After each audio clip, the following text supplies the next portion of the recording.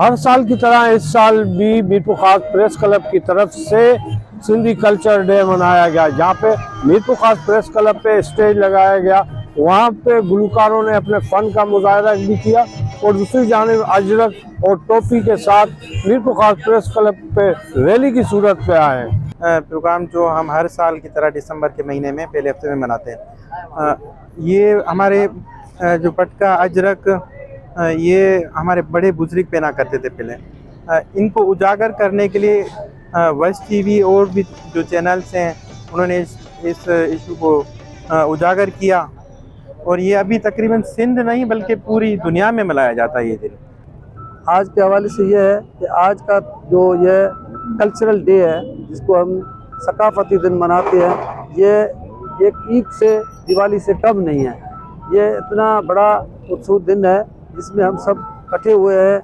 ये एक मोहब्बत की निशानी है, भाईचारे की निशानी है, अमन की निशानी है।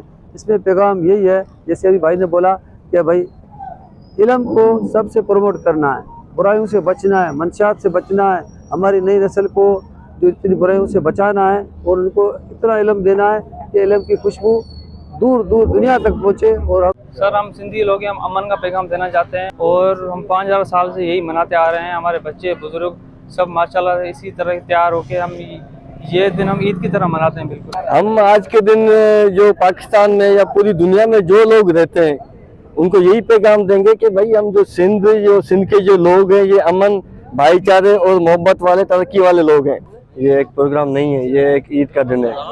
बच्चों का, बुजुर्गों का, बड़ों का ईद का दिन है और इस ईद के दिन में सारे बच्चे खुशियाँ मनाते हैं, नए सूट सिलवाते हैं, अपनी खुशियाँ मनाते हैं।